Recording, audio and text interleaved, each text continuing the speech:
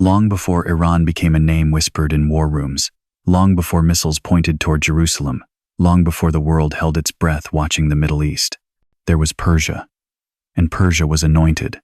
What if I told you that every headline screaming from Iran today was already written, not by intelligence agencies, not by political analysts, but by the finger of God himself, carved into ancient scrolls over 2,600 years ago?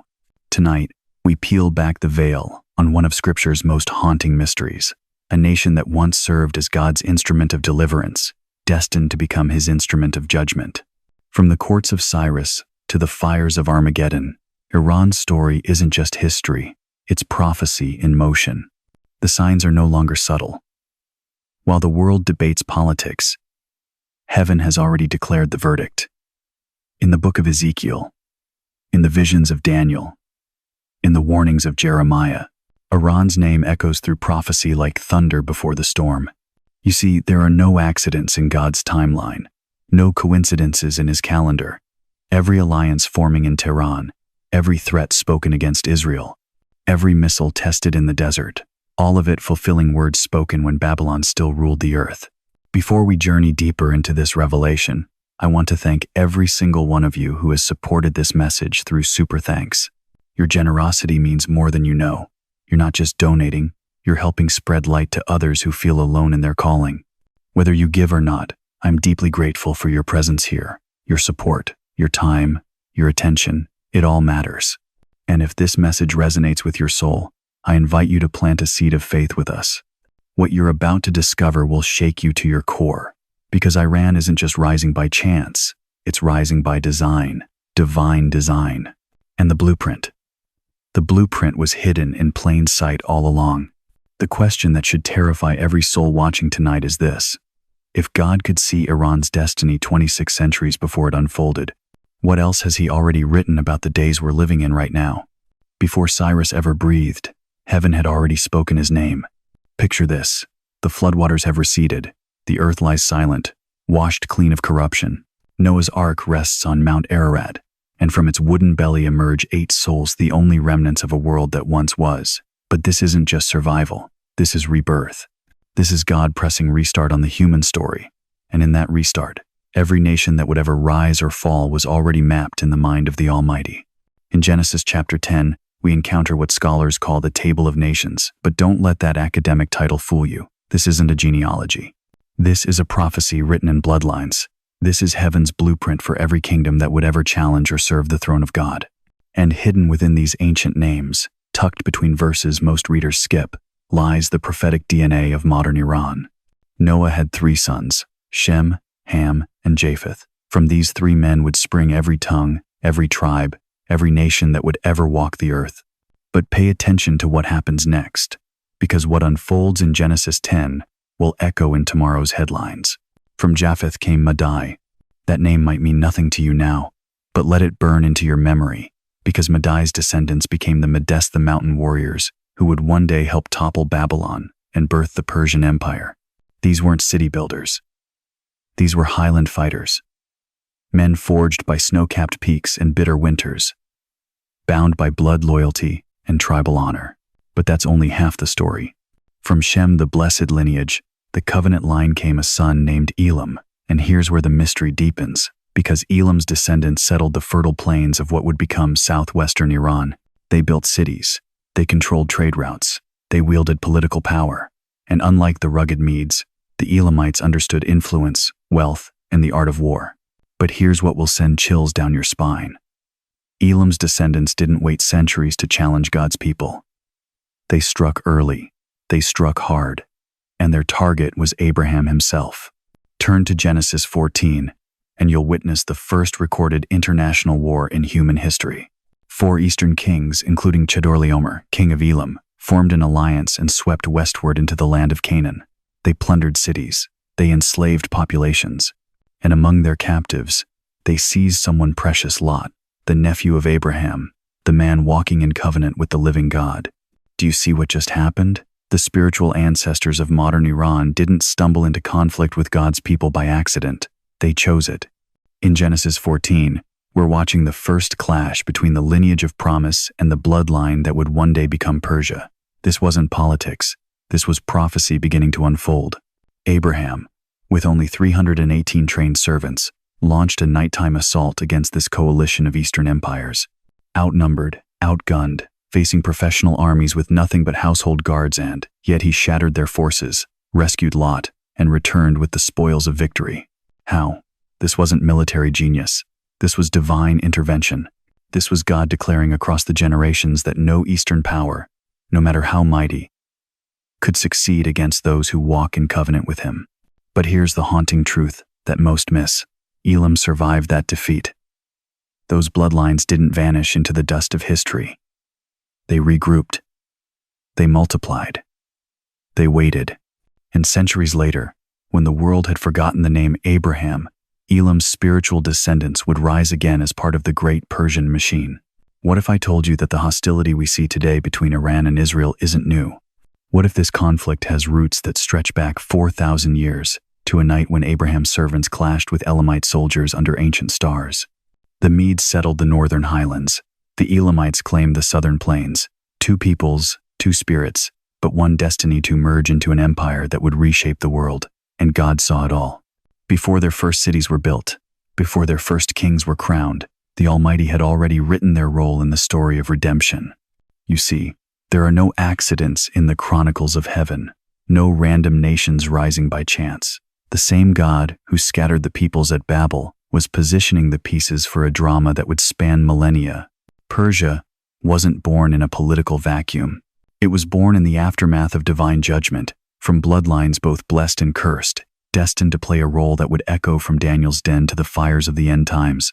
From the beginning, Iran was marked, not for destruction, but for purpose, not for peace, but for confrontation. The descendants of Magi and Elam didn't inherit just territory, they inherited a destiny written in the scrolls of eternity. What if the battle between nations began not in politics, but in prophecy? And yet from the soil that once marched against Abraham, God would raise up a deliverer. The name of Cyrus thundered in Isaiah's mouth 150 years before the king ever saw the womb. Picture this moment, if you can. A Hebrew prophet, exiled in a foreign land, his people scattered like ashes across Babylon's empire, receives a vision so impossible it defies human logic. God speaks a name into the silence. Not the name of a priest, not the name of a Jewish king, but the name of a pagan ruler who would not be born for another century and a half. Thus says the Lord to his anointed, to Cyrus. Isaiah 45:1 rings through eternity like a bell struck in heaven. Anointed, Mashiach, the same word reserved for David, for Solomon, for the coming Messiah himself. And here, God places this sacred title upon the head of a Persian king who worships fire and knows nothing of the God of Abraham. What kind of sovereignty moves through history with such precision that it can name a deliverer before his great-grandfather draws breath? The scrolls of time unfold with divine mathematics.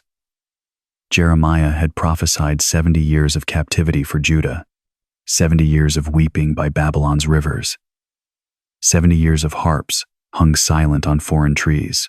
And as those years reached their appointed end, from the mountains of Persia came thundering hooves and the war cry of an empire destined to reshape the world. Cyrus the Great. His very name means like the sun, and like the sun, he would rise from the east to shatter the darkness that had fallen over God's people. But here's what will make your spirit tremble. God didn't just use Cyrus. He called him by name in Scripture before the king's lineage even existed. Isaiah 44:28 declares him my shepherd, who will fulfill all my purpose. This wasn't political strategy. This was divine orchestration, on a scale that human minds can barely comprehend. Watch how prophecy and history collide with supernatural precision. In 539 BC, exactly as the 70 years expired, Cyrus's armies surrounded the walls of Babylon. The greatest empire in the world, the golden head of Nebuchadnezzar's dream, was about to fall in a single night. Daniel, now an old man, watched from the palace as the handwriting appeared on the wall. Men, main ni, tekel, upharsin, weighed in the balances and found wanting. That very night, Babylon fell without a battle. The Euphrates was diverted, the gates were opened, and Cyrus walked into the throne room of the empire that had enslaved Israel for 7 decades. But what happened next would echo through eternity. In the first year of his reign over Babylon, this pagan king issued a decree that had been written in the heart of God before the foundations of the earth were laid. Ezra 1-2-3 preserves his words like sacred fire. The Lord, the God of heaven, has given me all the kingdoms of the earth, and he has charged me to build him a house at Jerusalem, which is in Judah. Whoever is among you of all his people, may his God be with him, and let him go up to Jerusalem, which is in Judah, and rebuild the house of the Lord. Can you hear the thunderclap of fulfillment in those words? A Persian king, acknowledging the God of Israel, funding the reconstruction of the temple, sending the exiles home with royal treasury and military escort. This wasn't just politics. This was the Almighty God moving through a pagan heart to accomplish what his people could never accomplish for themselves. Where Babylon had torn down, Persia would build up. Where Nebuchadnezzar had destroyed, Cyrus would restore. The returning exiles carried more than luggage. They carried the sacred vessels stolen from Solomon's temple, now returned by the decree of a king who had never heard the songs of Zion but somehow found himself singing heaven's melody. Zerubbabel led the first wave home. Joshua, the high priest, lifted the sacred fire once again. The foundation stones of the second temple were laid with shouts of joy and tears of remembrance. And over it all, the shadow of Persian eagles stood guard, protecting what God had determined to rebuild. But here's the mystery that should shake every believer watching today. The same empire that once delivered Israel is the same region that now threatens her destruction. The land that produced Cyrus now breeds clerics who call for Israel's annihilation. The soil that once funded the temple now funds terror tunnels aimed at its people. What changed? When did Persia transform from deliverer to destroyer? When did the anointed become the adversary? The answer lies hidden in the shadows of prophetic time. God used Persia for his purposes, but Persia was never permanently converted to his cause. Divine use does not equal divine ownership. A tool in God's hand can become a weapon in Satan's arsenal when pride replaces submission, when self-will replaces surrender. Cyrus fulfilled his calling without even knowing the God who called him. Isaiah 45-4 reveals the stunning truth. For the sake of my servant Jacob and Israel my chosen, I call you by your name. I name you, though you do not know me. Think about that. God can anoint for purpose without converting the heart. He can use for deliverance without demanding discipleship. Cyrus was God's shepherd, but he never became God's son. And perhaps that's the warning echoing across millennia to our generation. Nations rise and fall in God's providence. Kings come and go, according to his calendar. But only those who truly know him will stand when the final trumpet sounds. The Persia that rebuilt the temple has become the Iran that threatens to destroy it. The empire that funded Israel's restoration now funds her enemies. The decree that sent Jews home has been replaced by declarations that they should be wiped from the earth. But God is not surprised. He who named Cyrus before his birth has already named the kings who will rise in these last days. He who used Persia to fulfill one prophecy will use Iran to fulfill another. Only this time, it won't be deliverance. It will be judgment. What if the nation we fear today once carried the key to Israel's restoration?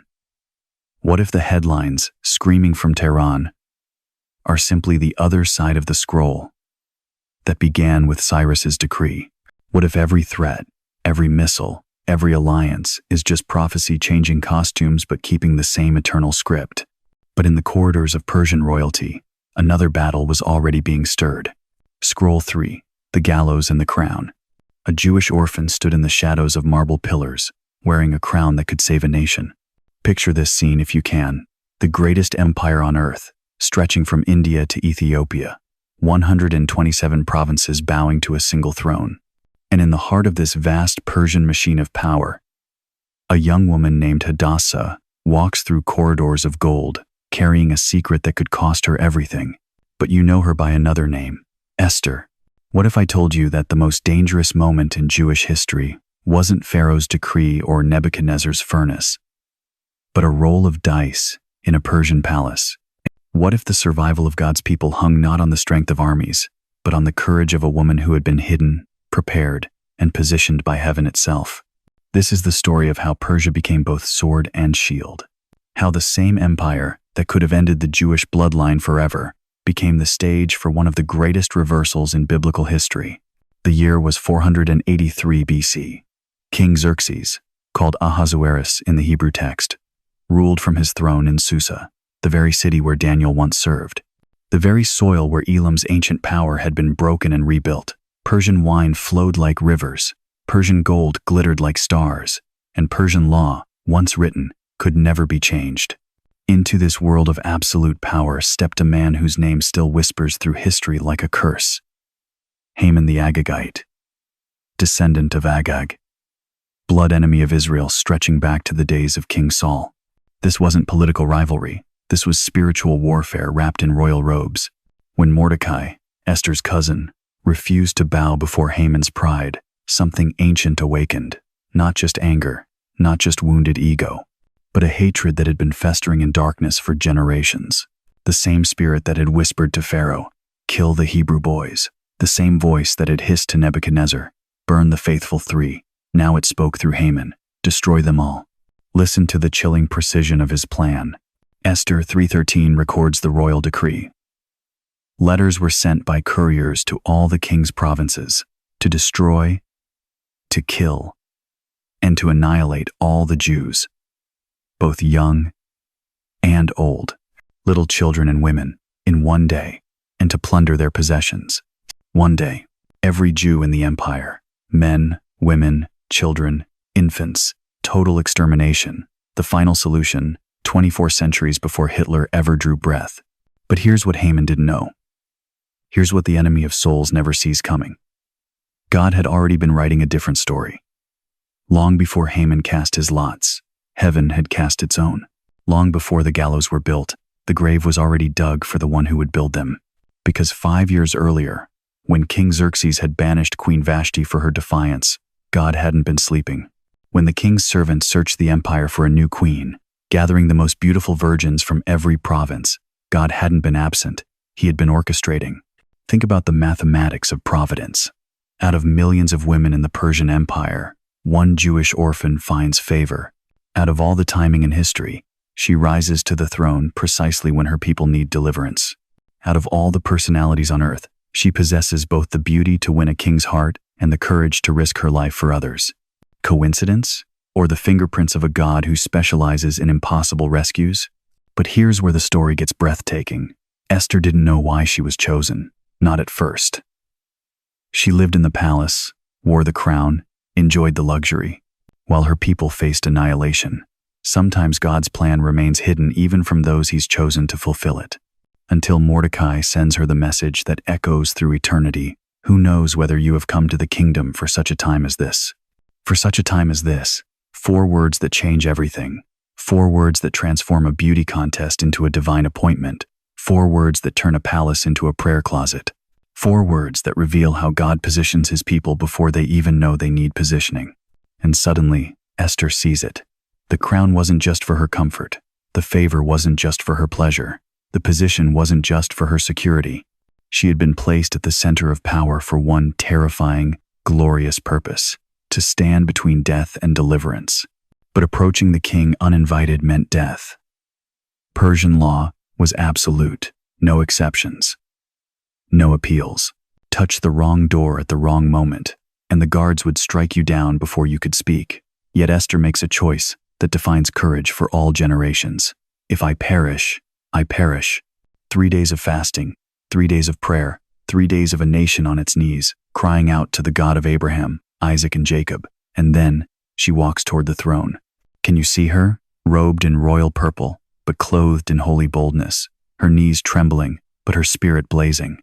Death ahead of her, destruction behind her, and the destiny of a people resting on her shoulders. And when King Xerxes sees her standing in the inner court, when the golden scepter extends toward her instead of the sword, when her life is spared and her request is granted, heaven itself holds its breath. What follows is a masterpiece of divine justice. 2 banquets, perfect timing, strategic revelation, and the moment when Esther finally speaks the words that shatter Haman's world. For we have been sold, my people and I, to be destroyed, to be killed, and to be annihilated. The king's rage burns white hot. Who is he, and where is he, who would dare presume in his heart to do such a thing? Esther's finger points like the arrow of judgment. The adversary and enemy is this wicked Haman.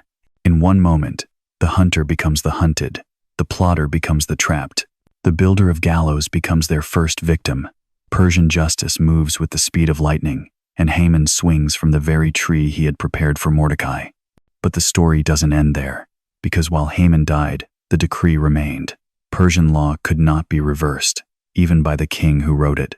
The death sentence still hung over every Jewish head in the empire. So Esther and Mordecai write a new decree, not to cancel the first, but to counter it. The Jews are given the right to defend themselves, to fight back, to stand their ground, and on the day that was meant for their destruction, they turn the tables on their enemies. Esther 9:1 captures the divine reversal. On the day that the enemies of the Jews had hoped to overpower them, the opposite occurred, in that the Jews themselves overpowered those who hated them. The opposite occurred. That's the signature of God's deliverance. When hell plans destruction, heaven prepares reversal. When the enemy builds gallows, God prepares graves. When death comes knocking, life answers the door. And from that day forward, the Jewish people celebrate Purim, the Feast of Lots, the festival of reversal, a permanent reminder that when God's people seem finished, God is just getting started. But here's what should send chills down your spine. The same spirit that possessed Haman, that ancient hatred against God's chosen people, that rage that seeks to wipe out the seed of Abraham, it didn't die with Haman. It didn't perish in Persia. It didn't vanish with the Persian Empire. It's still here, still seeking, still plotting, still whispering the same words in different languages. Destroy them all. And the land where Haman once built his gallows, the soil where Esther once saved her people, the region where God once turned destruction into deliverance, it's called Iran today. And once again, voices rise from that ancient earth, calling for the annihilation of Israel. Once again, the spirit of Haman walks through halls of power, plotting genocide. Once again, the Jewish people find themselves facing threats of total destruction. But here's what the enemies of Israel always forget. Here's what the spirit of Haman never learns. The God who raised up Esther is still raising up defenders. The hand that extended the golden scepter is still extending mercy. The voice that turned royal decrees upside down is still speaking reversal over the plans of evil men. What if the spirit that tried to destroy God's people now governs the same region again? And while the gallows crumbled, the spirit behind it never died. Daniel prayed by a river and the heavens began to shake. Picture this, an old man, weathered by decades of exile, kneeling beside the flowing waters of the Tigris, his knees pressed into foreign soil, his heart still beating for a homeland reduced to ash. But Daniel wasn't just praying. He was about to witness something that would crack open the invisible realm and reveal the true war raging behind every empire, every throne, every headline that would ever be written about Persia. You see, what happened next wasn't just a vision. It was an unveiling, a pulling back of the curtain between heaven and earth. And what Daniel saw would explain why Iran ancient Persia has never been just another nation on the map. It has always been a battlefield where angels and demons clash over the destiny of God's people. The year was 536 BC. Babylon had fallen. Cyrus the Persian now ruled the known world. The Jews were returning to Jerusalem, and Daniel, the man who had interpreted dreams for Nebuchadnezzar, who had survived the lion's den, who had read the handwriting on the wall, was serving in the court of the very empire God had raised up to deliver his people. But something was wrong. Daniel had been fasting and mourning for 3 weeks. He had received a vision about great warfare coming upon his people, and the weight of it crushed his spirit. So he went to the river to seek the face of God, and that's when the heavens tore open. A man appeared clothed in linen, his body like beryl, his face like lightning, his eyes like flaming torches. The vision was so overwhelming that the men with Daniel fled in terror, though they saw nothing.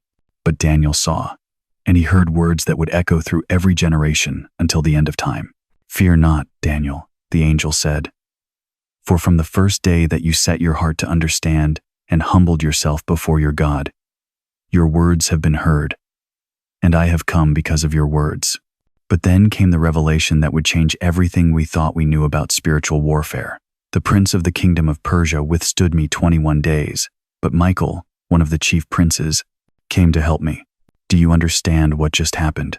An angel of God, a messenger sent from the throne room of heaven, was delayed, not by earthly armies, not by political bureaucracy, but by a spiritual entity so powerful it could hold back the purposes of heaven for 3 weeks. The Prince of Persia, not Cyrus, not Darius, not any earthly ruler. This was a principality, demonic force assigned to the Persian Empire, tasked with resisting God's will, corrupting his purposes, and turning what was meant for blessing into a weapon of curse. And here's what will shake you to your core. That same spiritual prince that battled Michael the archangel over 25 centuries ago is still operating today.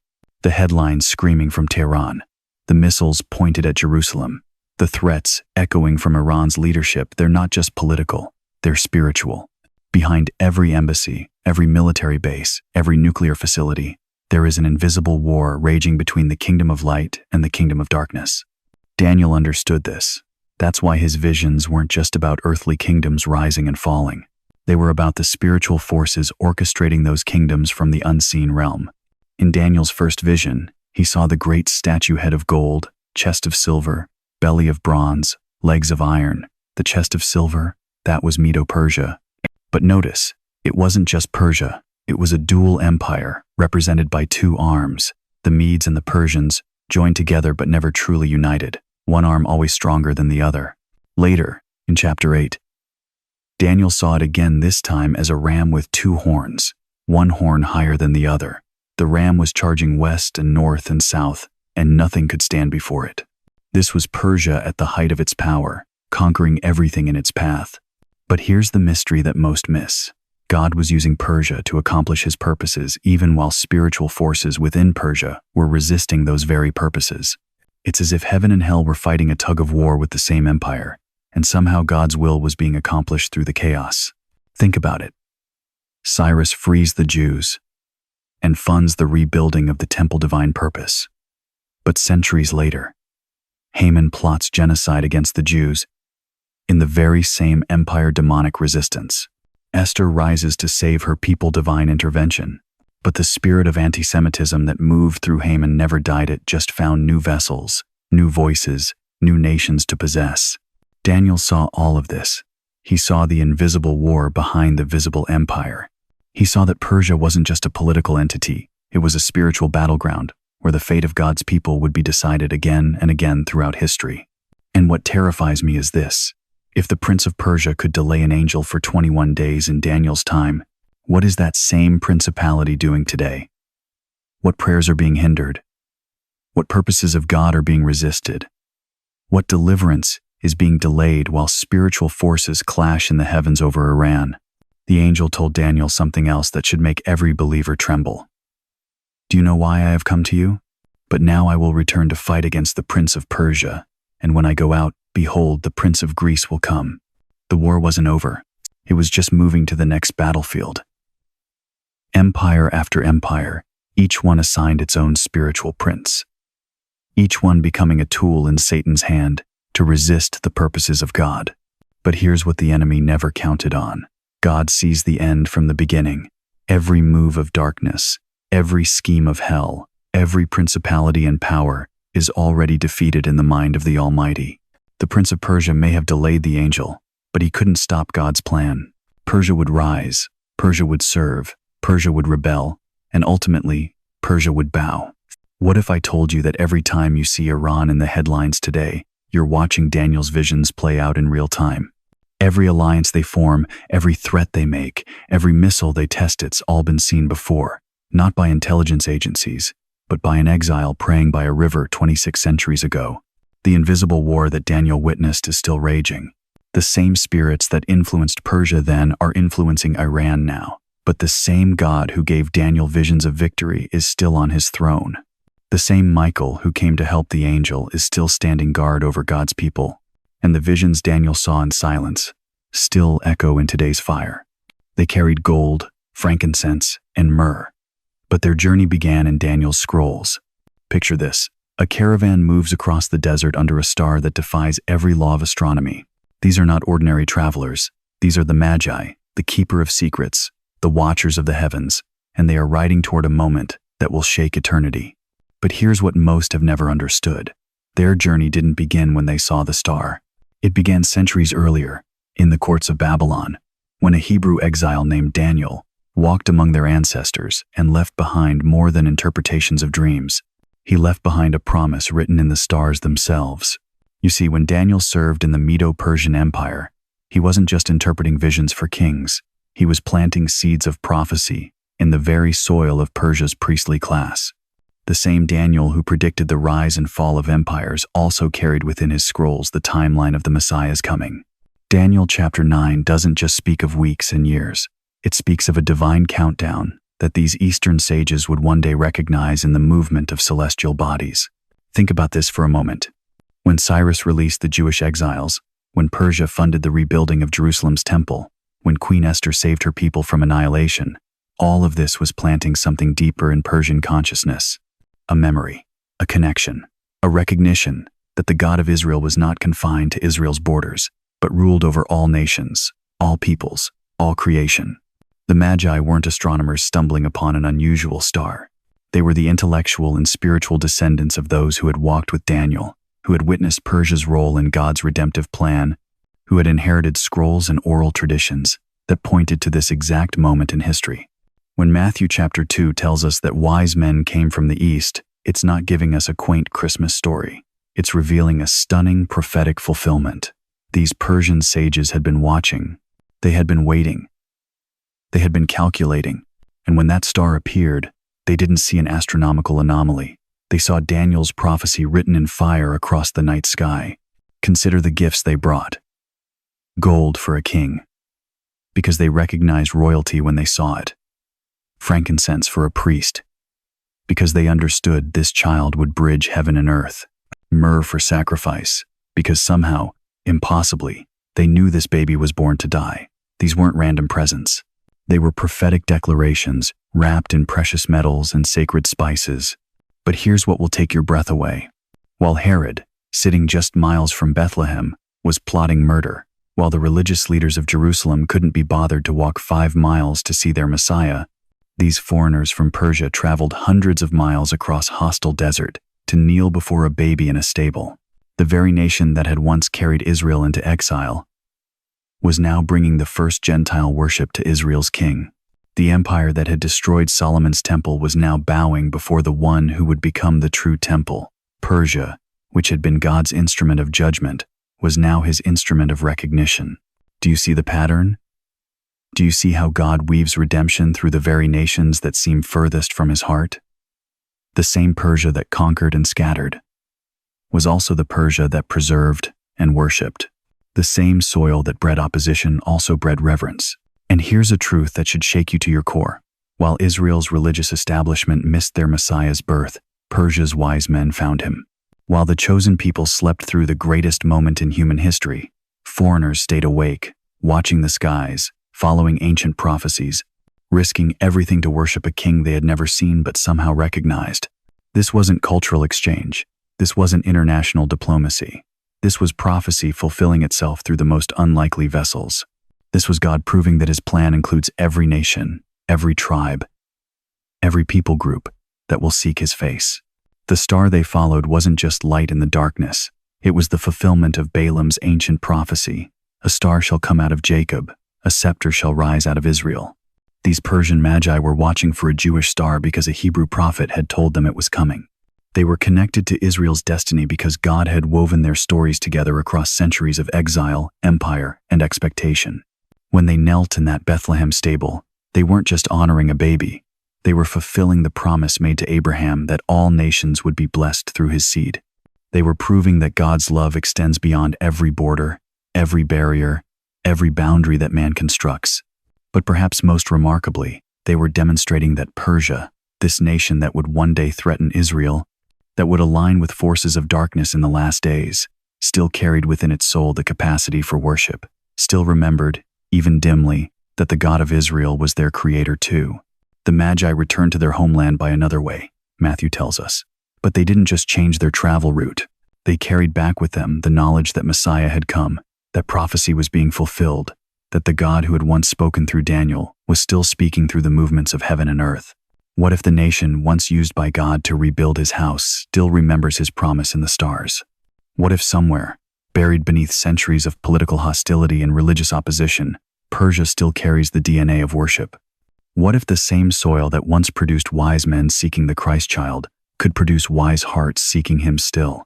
But the story of Persia was not yet finished, nor fully faithful. For the same land that knelt at Bethlehem's stable would one day march toward Armageddon's battlefield. The nation that brought gifts to the Prince of Peace would eventually raise swords against the people of promise. And in that final confrontation, the world will discover whether Persia remembers the star they once followed or has forgotten the king they once worshipped. The hand that once signed freedom now funds destruction. There is a moment in every story when the hero becomes the villain, when the deliverer becomes the destroyer, when those who once carried the torch of heaven extinguish it in their own hands. For Persia, that moment came not with a sword, but with a whisper, the whisper of forgetting. Picture this: the very soil that once witnessed Cyrus decree Israel's return to Jerusalem now hosts military parades, where missiles are paraded like trophies, each one pointed toward the same city Cyrus once commanded to be rebuilt. The irony is not lost on heaven. What was once Persia's greatest glory has become her deepest shame. But God saw it coming. Long before the Islamic Revolution of 1979, before the Ayatollahs rose to power, before chants of death to Israel echoed through Tehran's streets, the Ancient of Days had already written the end of this story. In the visions given to Ezekiel, in the prophecies carved by Daniel, in the warnings whispered through Jeremiah, Iran's destiny was already sealed. What if I told you that the same nation God once called my anointed would one day stand among his greatest enemies, that the empire which funded the rebuilding of Solomon's temple would eventually plot its destruction? This is not political commentary. This is prophetic archaeology. We are digging through the rubble of promises broken and covenants forgotten. The transformation didn't happen overnight. It began with a slow drift, a gradual forgetting, a spiritual amnesia that infected a people who once walked in the shadow of divine purpose. Cyrus died. His vision died with him. The priests who honored Yahweh were replaced by those who served other gods. The scrolls that once proclaimed Israel's restoration were burned, and in their place rose an ideology that would make Haman's ancient plot look like child's play. By the time we reached the 20th century, Persia had become Iran. The name itself carries weight in the ancient tongues. Land of the Aryans. But something far darker had taken root in this soil. Where once stood the courts of Cyrus the Liberator, now rose the regime of those who call themselves the enemies of Zion. The hand that once opened prison doors now forges the keys to new dungeons. But prophecy was watching. Prophecy was waiting. In Ezekiel chapter 38, the finger of God moves across parchment and writes a scene that would make your blood run cold. Son of man, set your face against Gog, of the land of Magog, the prince of Rosh, Meshech, and Tubal, and prophesy against him. But Gog will not come alone. He will bring an alliance, a coalition of the willing to destroy. And there, among the names etched in prophetic fire, stands Persia. Not Iran, Persia. As if God is reminding us that this is the same soil, the same people, the same land that once served his purposes, but now they march under different banners. The prophet's vision unfolds like a war room briefing from eternity. Persia allies with Gomer, some say Turkey, with Put, possibly Libya, with Cush, likely Sudan, or Ethiopia. Together they form what can only be described as a ring of fire around Israel. The very nations that today fund terror groups, supply weapons to proxy armies, and chant for Israel's destruction, all of them named in a prophecy written 2,600 years ago. Do you feel the weight of that? Do you sense the supernatural precision? This isn't political analysis. This is divine intelligence. God knew. God saw. God wrote it down so that when these days arrived, we would not be caught sleeping. But here's what will make your spirit tremble. Ezekiel doesn't just describe the alliance. He describes their confidence. You will say, I will go up against a land of unwalled villages. I will go to a peaceful people who dwell safely. They will see Israel as vulnerable, defenseless, ripe for the taking. They will mistake God's patience for God's absence. And that will be their fatal miscalculation. because the same God who once used Persia as his sword of deliverance will now use Israel as his anvil of judgment. The Iron Dome may intercept missiles, but it cannot stop prophecy. The defense systems may shoot down rockets, but they cannot shoot down the decree of heaven. Iran today stands at the crossroads of its own destiny. Every uranium centrifuge that spins, every proxy militia that receives funding, every threat issued against the apple of God's eye, all of it is threading the needle of ancient prediction. The mullahs in Tehran think they are writing history, but history was already written. They are merely actors in a drama scripted by the Almighty. From the mountains of Alborz to the shores of the Persian Gulf, from the ruins of Persepolis to the halls of government in Tehran, a choice echoes across the landscape. Will Persia remember her calling? Will Iran return to her purpose? Or will she march headlong into the judgment that awaits those who touch the covenant people of God? The clock is ticking, the armies are gathering, the ancient hatred is rising, like smoke from an altar of rebellion. Russia draws closer to Iran. Turkey positions itself. The pieces of Ezekiel's puzzle are falling into place with the precision of divine mathematics. And somewhere in the heavens, the line of Judah watches. He who once raised up Cyrus to free his people now prepares to defend them with fire and earthquake and great hailstones. The hand that once wrote freedom on Persian scrolls now writes judgment in the clouds. The sixth scroll closes with a question that hangs in the air like incense. What happens when God's instruments of mercy become instruments of wrath? What happens when the deliverer becomes the destroyer? And the scrolls speak again, not of deliverance, but of fire. The skies will open not for rain, but for wrath. There comes a moment in every war when the tide turns, when the aggressor becomes the victim, when the hunter becomes the hunted. But what if I told you that the greatest military reversal in human history won't be decided by generals or governments, but by the finger of God himself? We have journeyed through 6 scrolls of Iran's destiny, watching Persia rise from the dust of Babel, serve as God's chosen vessel, and slowly twist into the sword pointed at Jerusalem's heart. We have seen the ancient bloodlines converge, the alliances form, the stage set for the final act. But now we witness something that will leave the world trembling.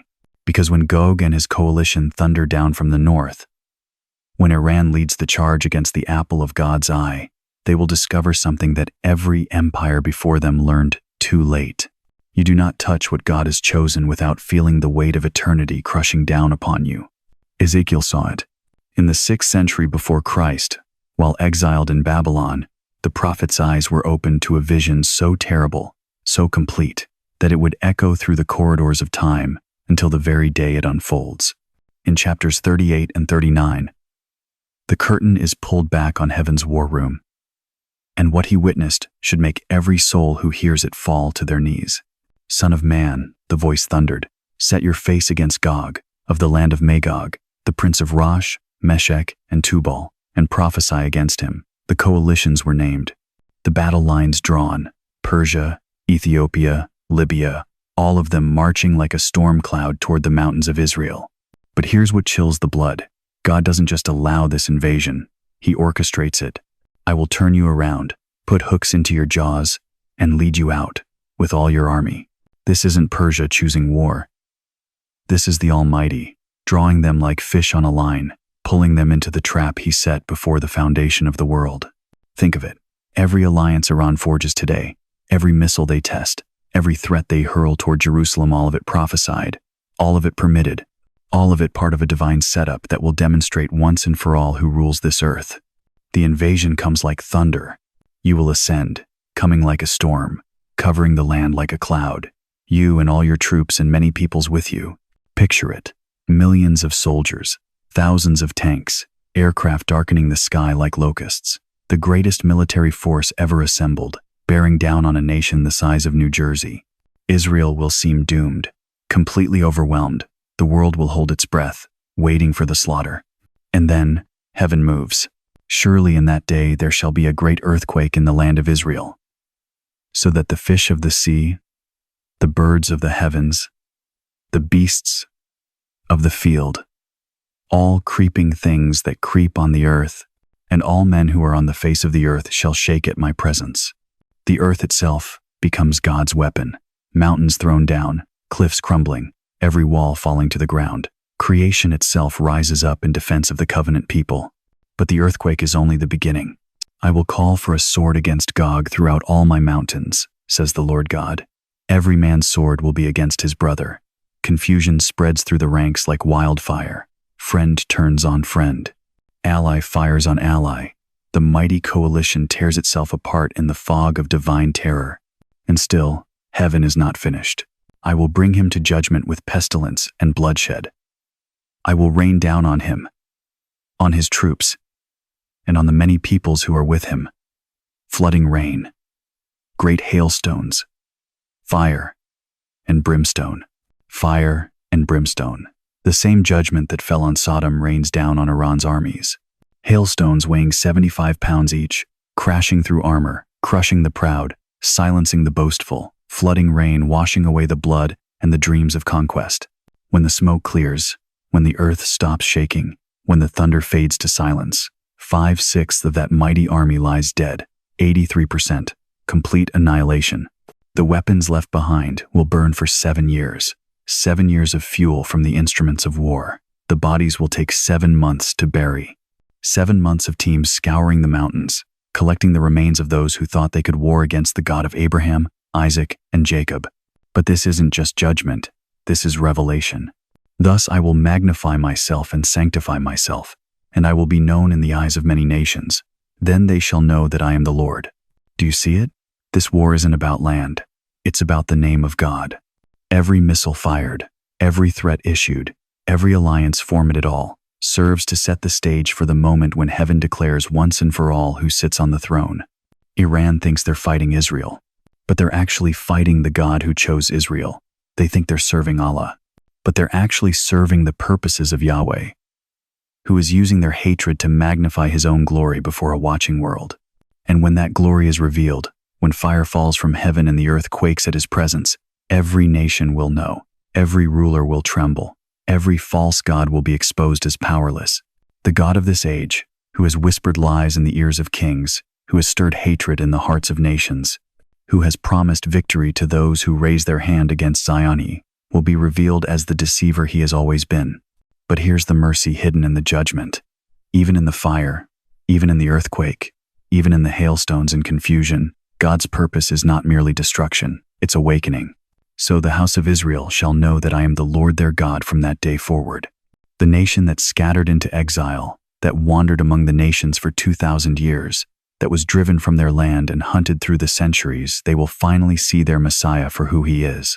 I will not hide my face from them anymore, for I shall have poured out my spirit on the house of Israel, says the Lord God.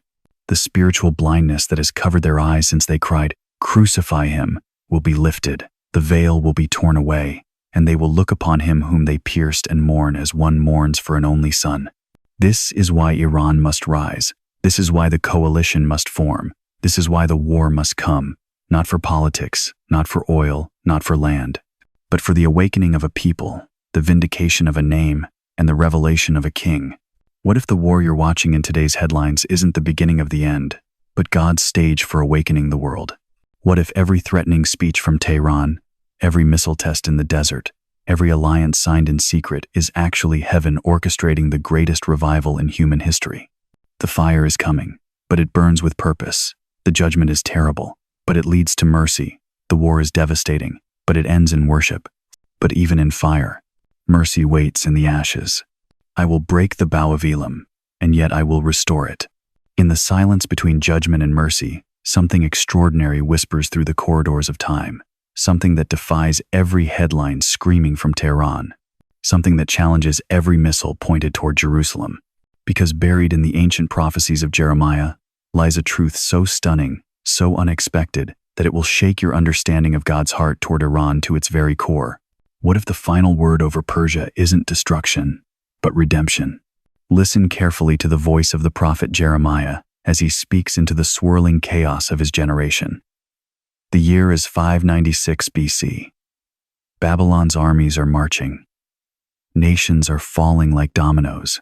And in Jeremiah chapter 49, verses 34 through 39, God turns his prophetic gaze toward a land called Elamthi, ancient heartland of southwestern Iran. The decree begins like thunder rolling across the mountains. I will break the bow of Elam, the mainstay of their might. Here is divine judgment, pronounced with surgical precision, the bow symbol of military power, of warfare, of the ability to strike at a distance, would be shattered in the hands of Elam. Their strength would become weakness, their pride would crumble into dust. For centuries, this prophecy seemed to seal Iran's fate, a nation destined for judgment, a people marked for humbling. And indeed, history confirms the accuracy of Jeremiah's vision. The ancient Elamite kingdom fell to the rising tide of empires. Their bow was broken. Their might became a memory. But prophecy is not finished when judgment falls, because in the very same breath that God speaks destruction, he whispers something that changes everything, something that transforms this story from a tale of wrath into a mystery of grace. Yet in the latter days, the Lord declares through Jeremiah's trembling lips, I will restore the fortunes of Elam. Restoration. Not just survival, not just recovery, but restoration, a divine reversal that reaches deeper than politics, deeper than borders, deeper than the clash of civilizations. This is God reaching across the centuries to plant a seed of hope in the very soil where judgment once fell. What could this mean? How could the land that now funds terror become a fountain of blessing? How could the nation that chants death to Israel become a voice lifting praise to the God of Israel? The answer lies not in the corridors of power in Tehran, but in the hidden chambers of the human heart. Because even now, as you listen to these words, something is stirring in the shadows of Iran that the world's cameras cannot capture, something that intelligence agencies cannot quantify, something that no military strike can stop. Underground churches are rising from the ancient soil of Persia. In basements and hidden rooms, in secret gatherings that risk imprisonment and death, Iranian hearts are turning toward the light. Former Muslims are encountering Jesus in dreams so vivid, so powerful, that they abandon everything they once believed to follow the Christ who appeared to them in the night. These are not isolated incidents. They are not random conversions. They are the first tremors of the restoration Jeremiah saw 26 centuries ago. The same ground that once witnessed the rise of Cyrus the Great, the same valleys where the Magi began their journey to Bethlehem, the same mountains where Daniel received his visions. This land is awakening to a different kind of revolution. Consider the spiritual mathematics of this moment. Iran today has one of the fastest growing underground Christian movements in the world. In a nation where converting from Islam can mean death, where owning a Bible can lead to imprisonment, where gathering for Christian worship is considered an act of treason in this very nation, the gospel is spreading like wildfire through dry grass. What force could be powerful enough to overcome such opposition? What love could be compelling enough to make people risk everything for a Jewish carpenter they've never seen? The same force that once moved through the heart of a pagan king named Cyrus, the same love that transformed a Persian queen named Esther into an instrument of deliverance. This is not the restoration of an empire. This is the restoration of hearts. This is not the return of political power. This is the return of spiritual hunger. The bow of Elam may have been broken, but the soul of Elam is being reborn. And here's the prophecy within the prophecy. Jeremiah doesn't just speak of restoration in general terms. He places it specifically in the latter days. This is end times language. This is apocalyptic timing. This suggests that the spiritual awakening in Iran may not be separate from the prophetic countdown, but part of it. What if the same nation destined to march in the coalition of Gog and Magog is also destined to produce worshippers who will bow before the throne of the Lamb? What if judgment and mercy are not opposite forces, but complementary movements in the symphony of God's plan? Think about this. The Bible tells us that after the war of Ezekiel 38 and 39, after the supernatural defeat of the Northern Coalition, the nations will know that the Lord is God. What if part of that knowing includes a massive spiritual awakening in the very lands that once opposed Israel? What if the soil watered by the blood of Gog's armies becomes the birthplace of a revival that shakes the foundations of Islam itself? This is the pattern we see throughout Scripture. Egypt enslaved Israel, but later produced believers. Babylon destroyed Jerusalem, but also preserved Daniel and his friends. Assyria scattered the northern kingdom, but Nineveh repented at the preaching of Jonah. Rome crucified Christ, but became the launching pad for Paul's missionary journeys. God specializes in turning enemies into worshipers. He delights in transforming persecutors into preachers. And if he could use a road to Damascus to change Saul into Paul, what could he do with the highways of ancient Persia? And so the ancient scrolls close their whispered secrets. But the story they tell is far from finished. We have journeyed through the corridors of time tonight, following the thread of a nation whose name has echoed through prophecy for over 2.5 millennia. From the mist-covered peaks where Noah's sons first scattered across the earth, to the gleaming palaces where Cyrus signed decrees of deliverance, to the hidden chambers where Daniel received visions that still shake the foundations of our world. Persia, Iran, a single land wearing different faces across the centuries, yet always moving toward the same divine appointment. In the beginning, she was God's surprise. Who could have imagined that a pagan king would become the Lord's anointed, that foreign hands would rebuild the temple, that Persian gold would fund the restoration of Jerusalem? Cyrus didn't know the God he served, yet he served him perfectly. The Magi didn't understand the star they followed, yet it led them to the Christ child's cradle. Then came the seasons of silence, centuries when Persia faded from the biblical stage, yet never from the biblical plan, because prophecy is patient. It waits, it watches, it remembers every word spoken in the throne room of eternity. And now we see her rising again, not as deliverer, but as adversary. The same soil that once produced liberators now breeds those who speak destruction against Israel. The land that gave birth to Queen Esther now arms the enemies of her people. The nation that helped rebuild God's house now plots to tear down God's chosen. But here is the mystery that should silence every soul. Even this rebellion was foreseen. Even this hostility was written. Ezekiel saw the Northern Coalition 26 centuries before they formed their first alliance. Daniel watched the rise and fall of empires in dreams that preceded their birth by generations. Could it be that what looks like chaos to us looks like choreography to heaven? We are living in the fulfillment of prophecy, beloved. Every headline from Tehran, every threat toward Jerusalem, every alliance forming in the shadow saw all of it unfolding according to a script written when Babylon was still young. The stage is set. The actors are in position. The final act of human history is beginning. But prophecy holds one more secret about Persia, one more whisper from Jeremiah's ancient lips. In the latter days, I will restore the fortunes of Elam, even after judgment, even after the breaking of the bow, even after the fire and hailstones of Ezekiel's war. What if Iran's story doesn't end in ashes, but in altars? What if the land that now curses is destined to bless? What if the voices that now cry death to Israel will one day sing, "Blessed is he who comes in the name of the Lord"?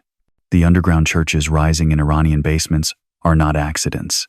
The dreams of Jesus appearing to Muslim hearts are not coincidences. The testimonies of conversions risking death are not random sparks. They are the first tremors of restoration. They are the dawn light of a mercy that reaches further than our imaginations dare stretch. This is what you must understand as you close this sacred hour. You are not merely watching history unfold. You are witnessing prophecy breathe. You are living in the days the prophets longed to see.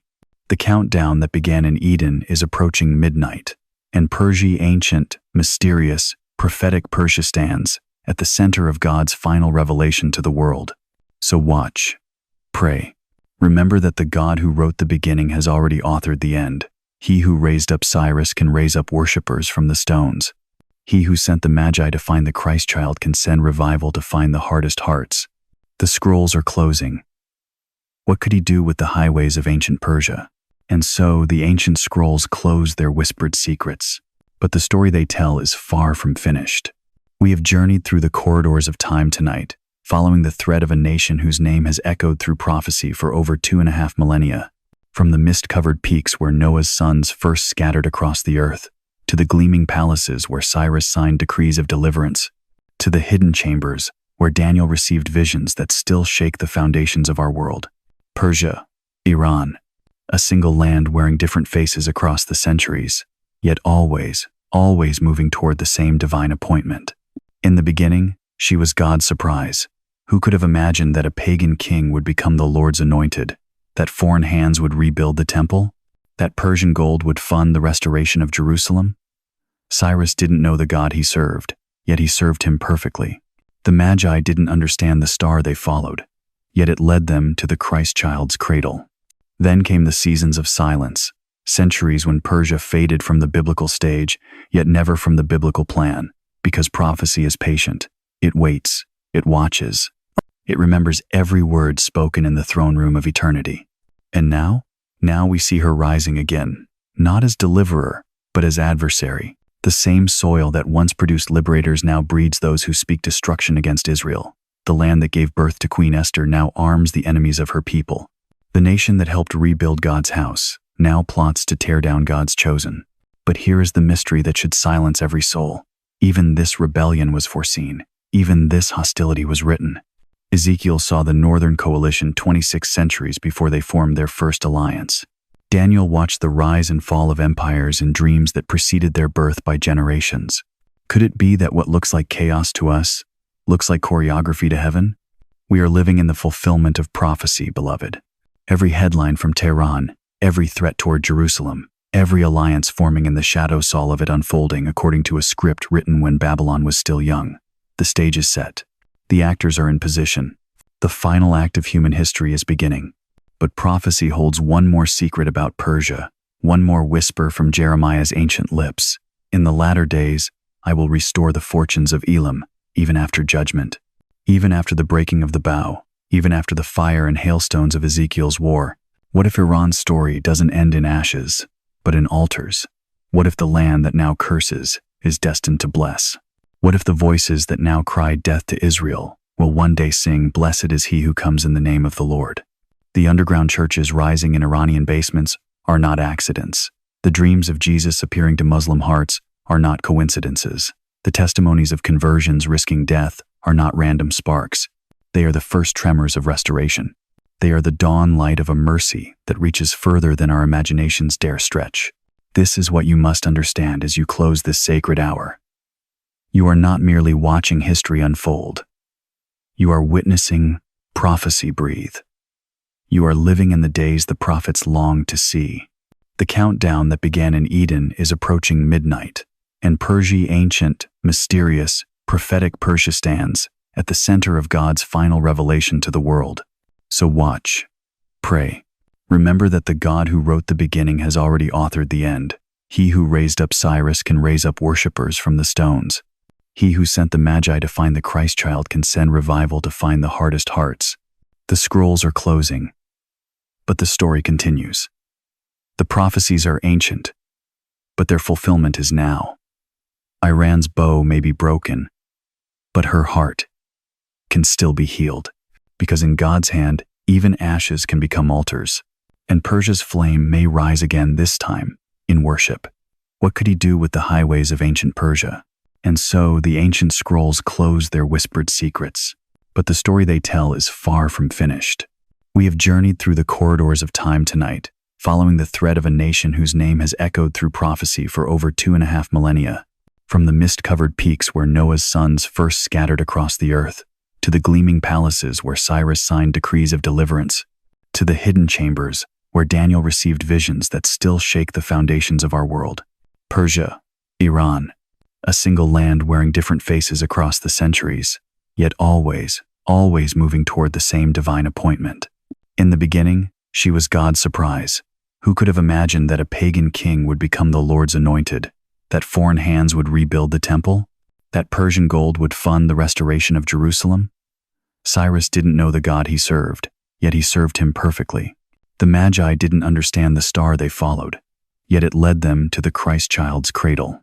Then came the seasons of silence, centuries when Persia faded from the biblical stage, yet never from the biblical plan, because prophecy is patient. It waits, it watches, it remembers every word spoken in the throne room of eternity. And now we see her rising again, not as deliverer, but as adversary. The same soil that once produced liberators now breeds those who speak destruction against Israel. The land that gave birth to Queen Esther now arms the enemies of her people. The nation that helped rebuild God's house now plots to tear down God's chosen. But here is the mystery that should silence every soul. Even this rebellion was foreseen. Even this hostility was written. Ezekiel saw the northern coalition 26 centuries before they formed their first alliance. Daniel watched the rise and fall of empires in dreams that preceded their birth by generations. Could it be that what looks like chaos to us looks like choreography to heaven? We are living in the fulfillment of prophecy, beloved. Every headline from Tehran, every threat toward Jerusalem, every alliance forming in the shadows, all of it unfolding according to a script written when Babylon was still young. The stage is set. The actors are in position. The final act of human history is beginning. But prophecy holds one more secret about Persia, one more whisper from Jeremiah's ancient lips. In the latter days, I will restore the fortunes of Elam, even after judgment, even after the breaking of the bow, even after the fire and hailstones of Ezekiel's war. What if Iran's story doesn't end in ashes, but in altars? What if the land that now curses is destined to bless? What if the voices that now cry death to Israel will one day sing, "Blessed is he who comes in the name of the Lord"? The underground churches rising in Iranian basements are not accidents. The dreams of Jesus appearing to Muslim hearts are not coincidences. The testimonies of conversions risking death are not random sparks. They are the first tremors of restoration. They are the dawn light of a mercy that reaches further than our imaginations dare stretch. This is what you must understand as you close this sacred hour. You are not merely watching history unfold. You are witnessing prophecy breathe. You are living in the days the prophets longed to see. The countdown that began in Eden is approaching midnight, and Persia, ancient, mysterious, prophetic Persia, stands at the center of God's final revelation to the world. So watch, pray. Remember that the God who wrote the beginning has already authored the end. He who raised up Cyrus can raise up worshippers from the stones. He who sent the Magi to find the Christ child can send revival to find the hardest hearts. The scrolls are closing, but the story continues. The prophecies are ancient, but their fulfillment is now. Iran's bow may be broken, but her heart can still be healed, because in God's hand, even ashes can become altars, and Persia's flame may rise again, this time in worship.